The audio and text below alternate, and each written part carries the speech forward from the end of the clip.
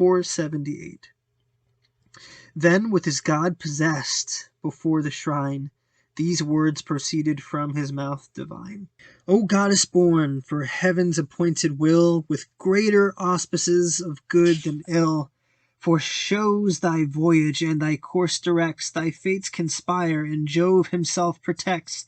Of many things some few I shall explain, teach thee to shun the dangers of the main, and how at length the promise sure to gain.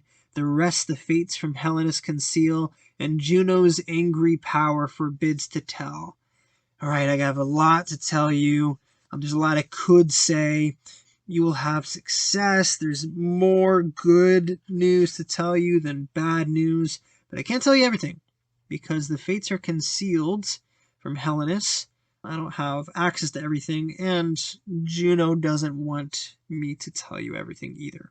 So Helenus the seer is going to tell Aeneas about 7 different things here.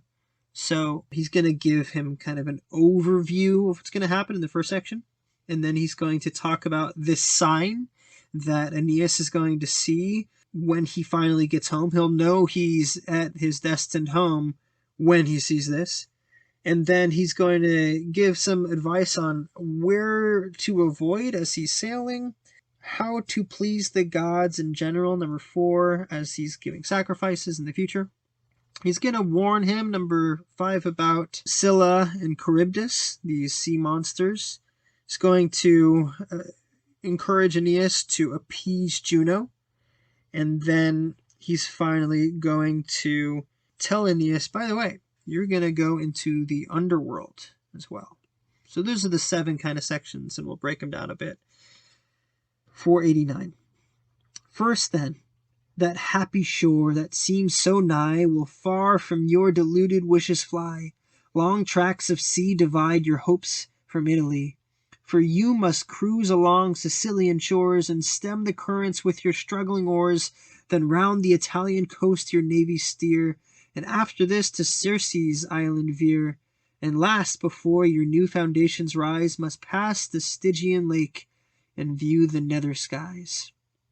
So these are all the places he's going to go in this journey. He's going to have long tracks at sea before he gets to Italy. He's going to go by Sicily. He's going to go around the Italian coast. He's going to go to Circe's island. And then before anything else, he's going to go to Stygian, which would be like the river Styx. He's going to go to that lake, to the nether sky. So he's going to go to the underworld. So that's the overview. 498. Now mark the signs of future ease and rest, and bear them safely treasured in thy breast. When in the shady shelter of a wood, and near the margin of a gentle flood, thou shalt behold a sow upon the ground, with 30 sucking young encompassed round, the dam and offspring white as falling snow. These on thy city shall their name bestow, and there shall end thy labors and thy woe. Nor let the threatened famine fright thy mind, for Phoebus will assist, and fate the way will find. Okay, so before you get to your destined home, you'll know you're there when you see a sow, a mama pig, on the ground with 30 piglets suckling off of the mama pig, and they will all be white as snow. And that's how you'll know when you're at your destined home.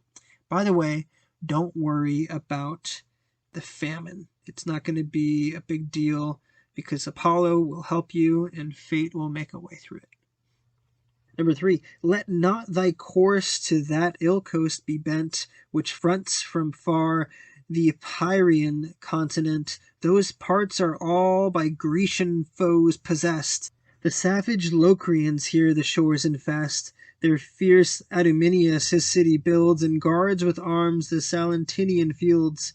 And on the mountain's prow Petilius stands, with Philoctetes with his troops commands. So, number 3 here, avoid the western coast of Italy. Too many Greeks there. This would be Magna Graecia, right? This place where all these Greek colonies are. So don't go near those. All right, next one, number 4. Even when thy fleet is landed on the shore, and priests with holy vows the gods adore, then with the purple veil involve your eyes, lest hostile faces blast the sacrifice. These rites and customs to the rest commend, that to your pious race they may descend. So when you're doing a sacrifice, make sure you have a veil on yourself. This will be pleasing to the gods. Don't ruin the sacrifice by showing your face to the full degree. Make sure you have a veil on, and make sure all your descendants do the same. That's going to please the gods. Fifth part here. When parted hence, the wind that ready waits for Sicily shall bear you to the straits where proud Pelorus opes a wider way. Tack to the larboard, and stand off to sea. Veer starboard, sea and land. The Italian shore and fair Sicilia's coasts were one before an earthquake caused the flaw. The roaring tides the passage broke, that land from land divides. And where the lands retired, the rushing ocean rides, distinguished by the straits on either hand. Now rising cities in long order stand, and fruitful fields. So much can time invade the mouldering work that beauteous nature made. Far on the right her dogs foul Scylla hides. Charybdis roaring on the left presides, and in her greedy whirlpool sucks the tides, then spouts them from below. With fury driven, the waves mount up and wash the face of heaven.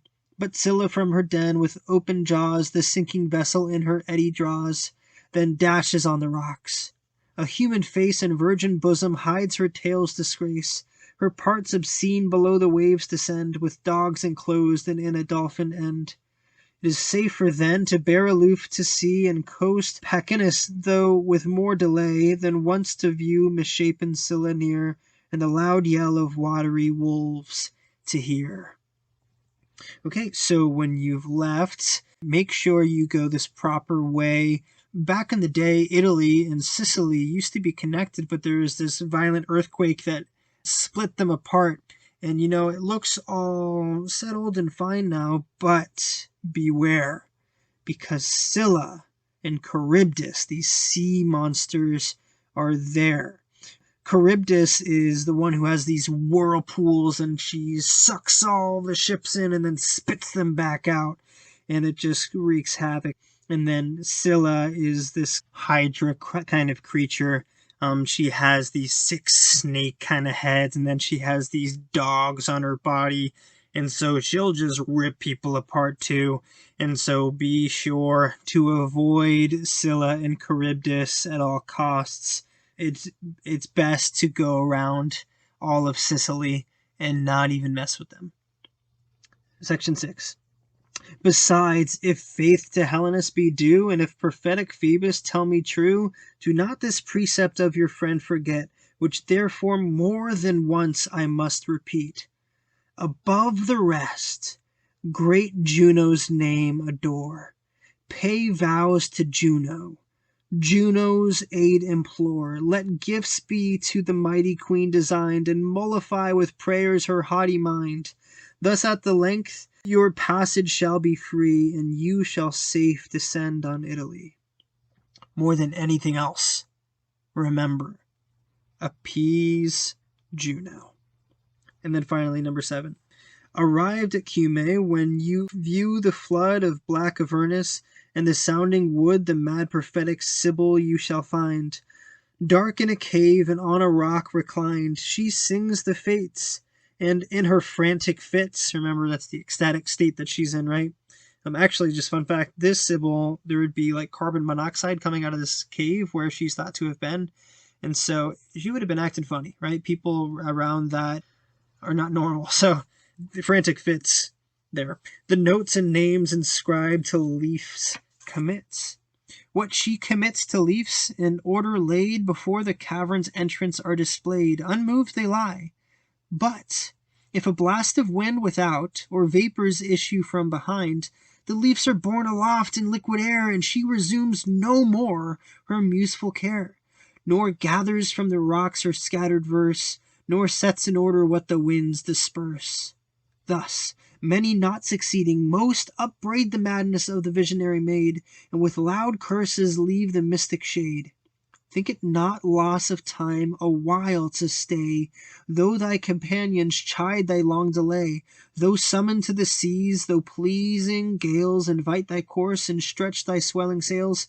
but beg the sacred priestess to relate with willing words, and not to write thy fate. The fierce Italian people she will show, in all thy wars, and all thy future woe, and what thou mayst avoid, and what must undergo.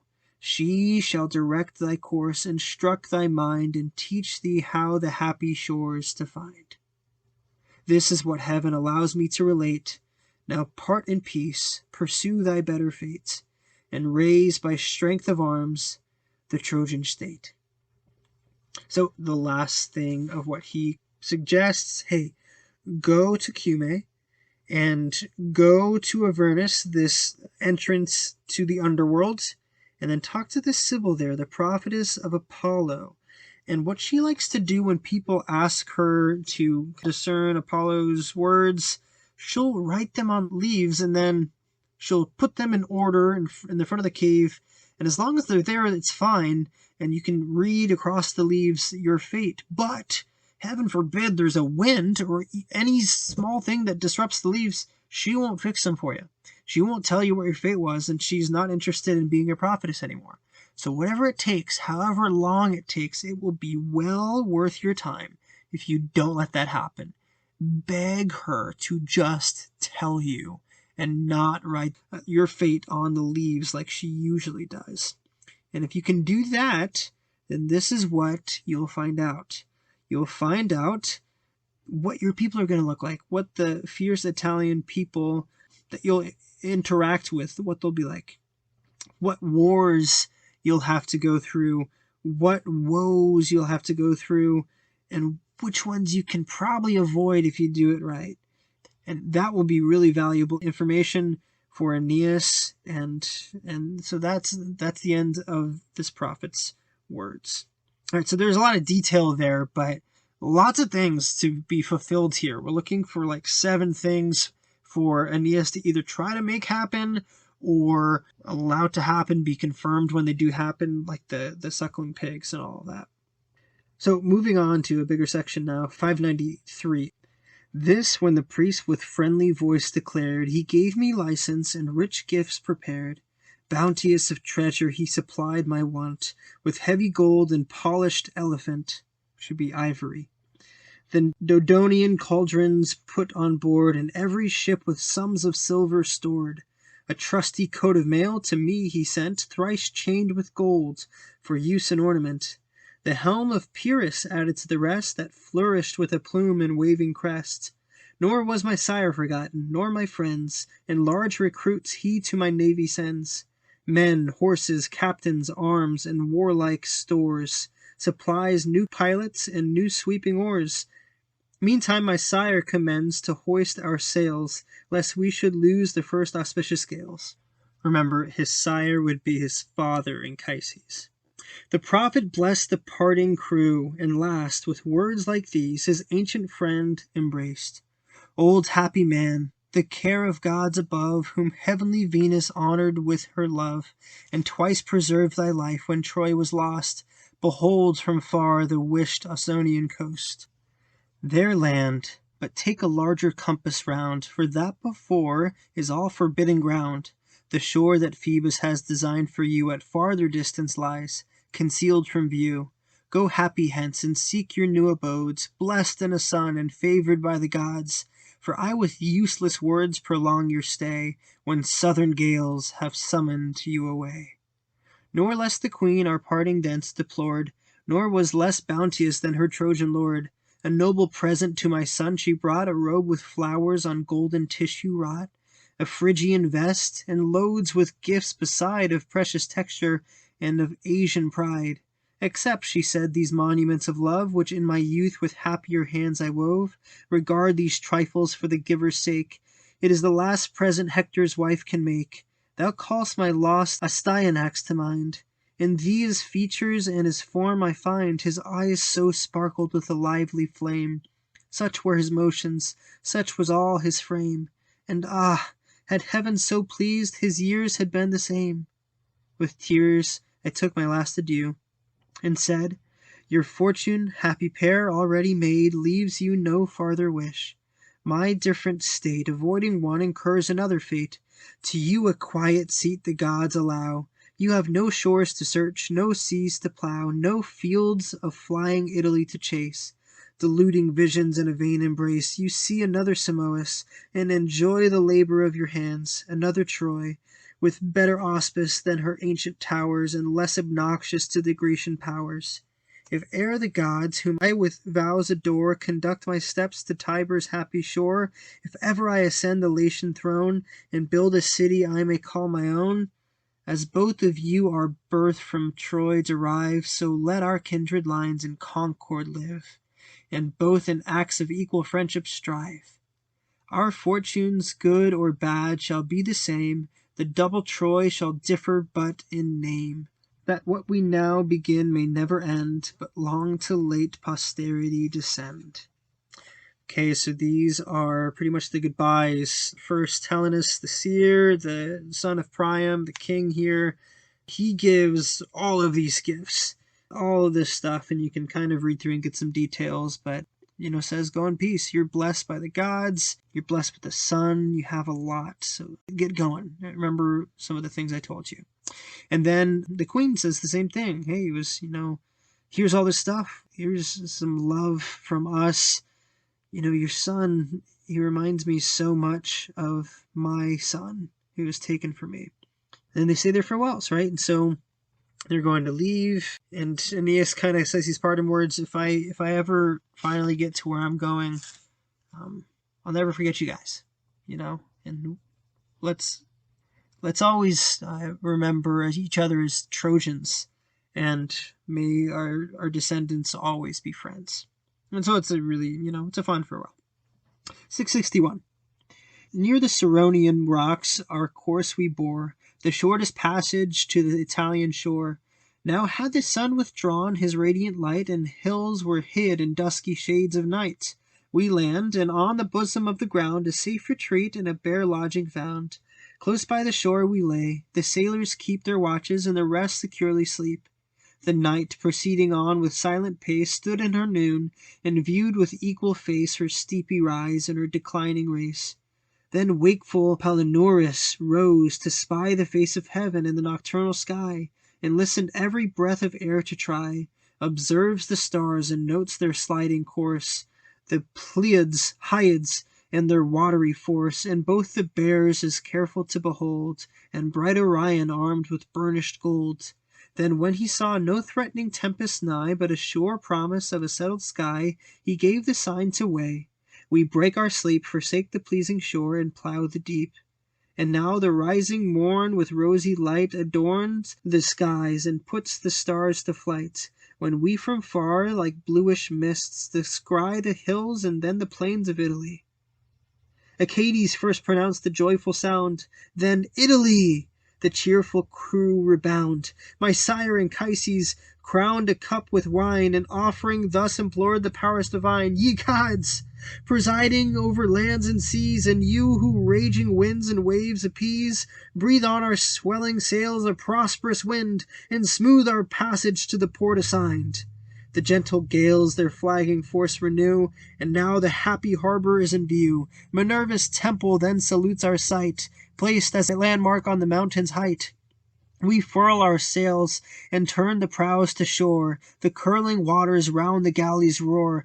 The land lies open to a raging east, then bending like a bow, with rocks compressed, shuts out the storms. The winds and waves complain and vent their malice on the cliffs in vain. The port lies hid within. On either side 2 towering rocks a narrow mouth divide. The temple, which aloft we viewed before, to distance flies, and seems to shun the shore. Scarce landed, the first omens I beheld were 4 white steeds that cropped the flowery fields. War! War is threatened from this foreign ground, my father cried, where warlike steeds are found. Yet since reclaimed to chariots they submit, and bend to stubborn yokes and champ the bit, peace may succeed to war. Our way we bend to Pallas, and the sacred hill ascend. There prostrate to the fierce Virago pray, whose temple was the landmark of our way. Virago, by the way, is a woman warrior, so Athena. Each with a Phrygian mantle veiled his head, and all commands of Helenus obeyed, and pious rites to Grecian Juno paid. Check. These dues performed, we stretch our sails and stand to sea, forsaking that suspected land. From hence Tarentum's bay appears in view, for Hercules renowned, if fame be true. Just opposite, Licinian Juno stands, Colonian towers, and Scylla's strands, for shipwrecks feared. Mounts Etna thence we spy, known by the smoky flames which cloud the sky. Far off we hear the waves with surly sound invade the rocks their groans rebound. The billows break upon the sounding strand, and roll the rising tide impure with sand.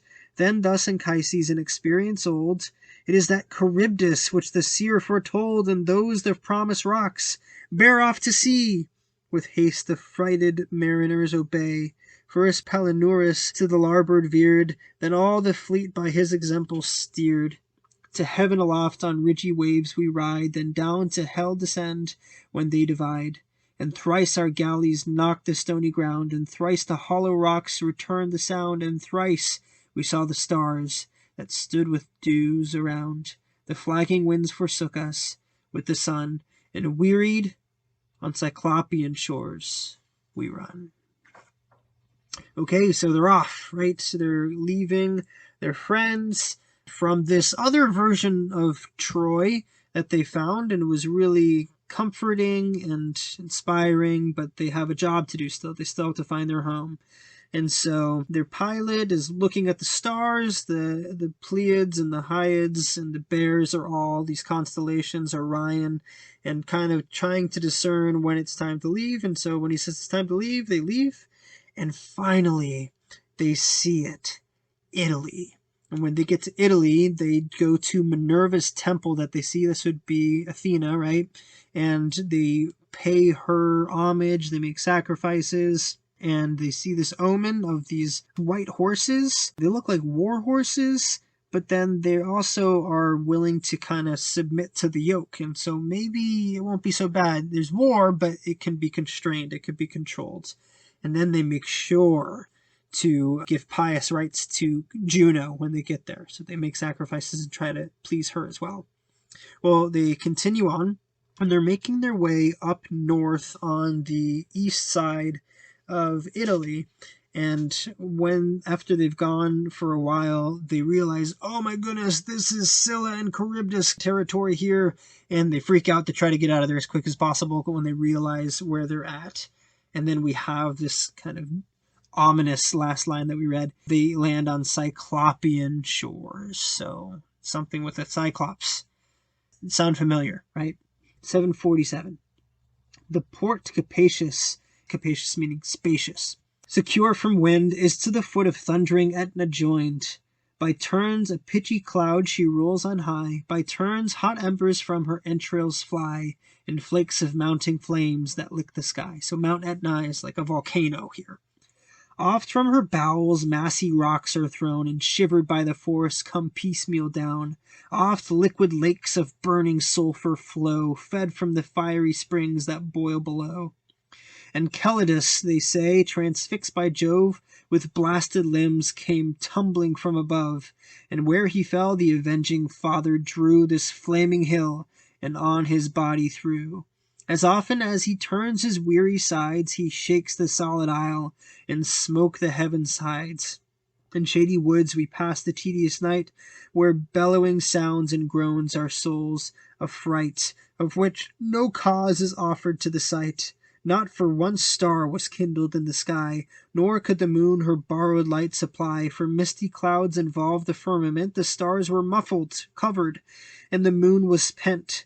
Scarce had the rising sun the day revealed, scarce had his heat the pearly dews dispelled, when from the woods there bolts before our sight, somewhat betwixt a mortal and a sprite. So thin, so ghastly meagre, and so wan, so bare of flesh, he scarce resembled man.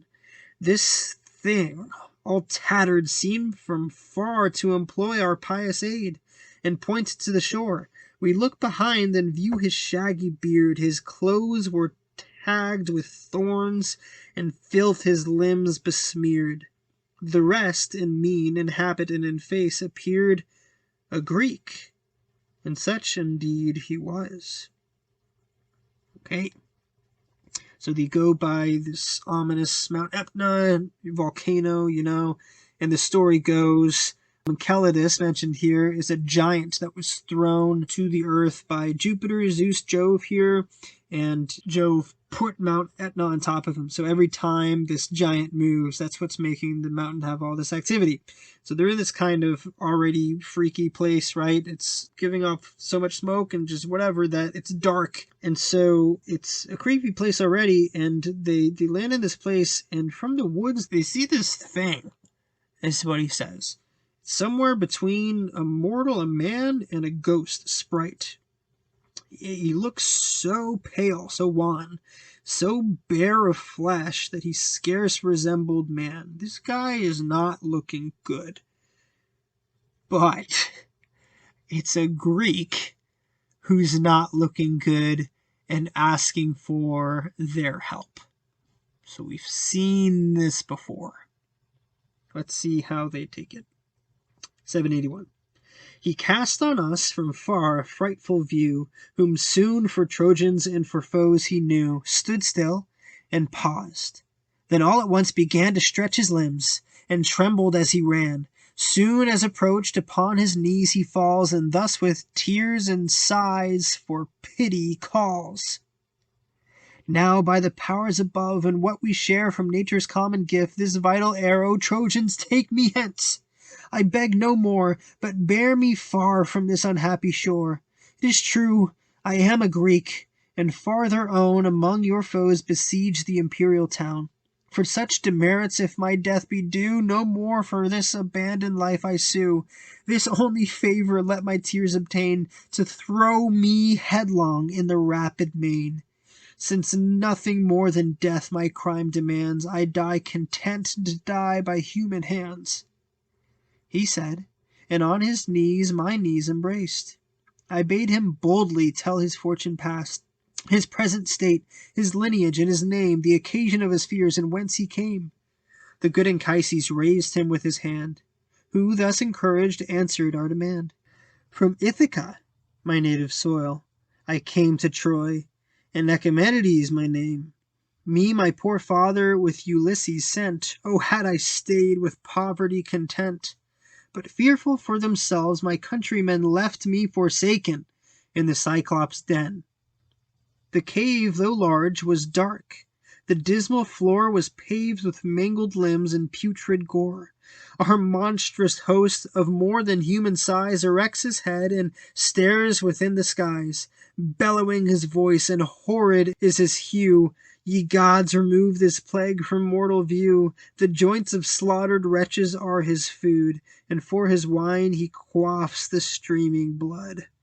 These eyes beheld, when with his spacious hand he seized 2 captives of our Grecian band. Stretched on his back, he dashed against the stones their broken bodies and their crackling bones. With spouting blood the purple pavement swims, while the dire glutton grinds the trembling limbs.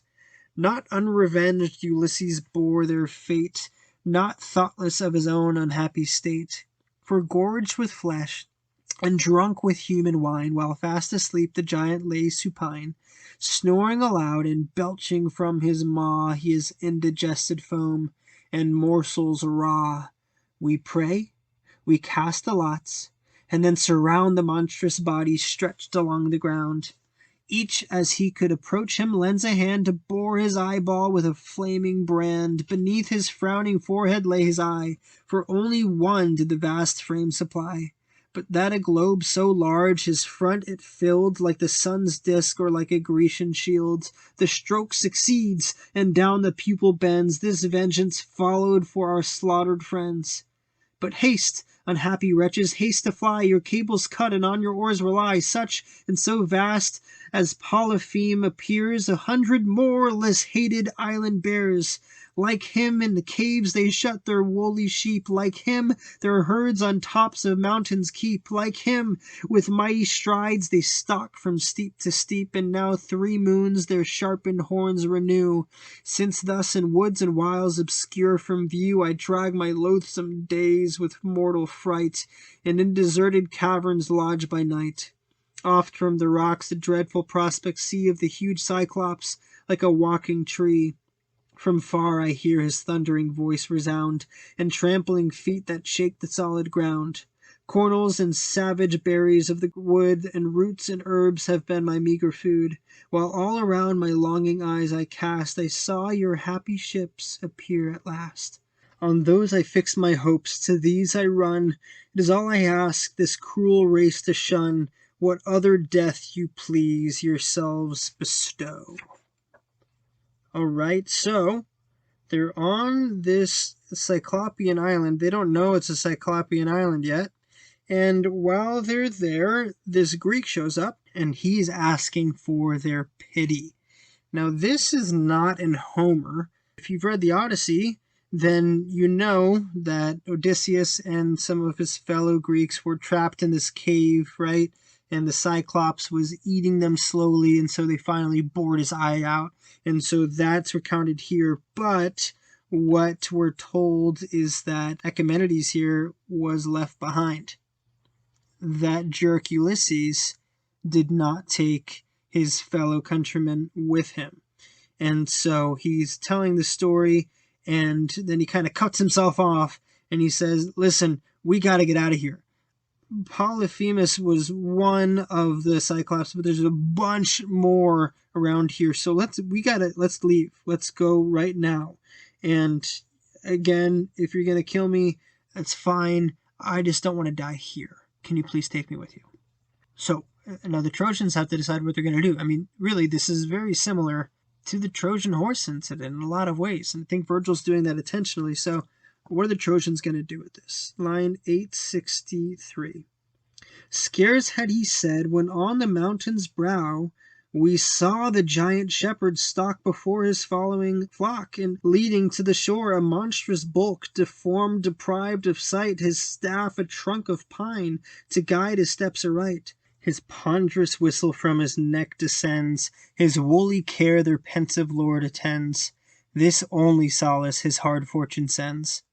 Soon as he reached the shore and touched the waves, from his bored eye the guttering blood he laves, washes. He gnashed his teeth and groaned, through seas he strides, and scarce the topmost billows touched his sides. Seized with a sudden fear we run to see, the cables cut and silent haste away, the well-deserving stranger entertain. Then buckling to the work, our oars divide the main. The giant hearkened to the dashing sound, but when our vessels out of reach he found, he strided onward, and in vain essayed the Ionian deep, and durst no farther wade.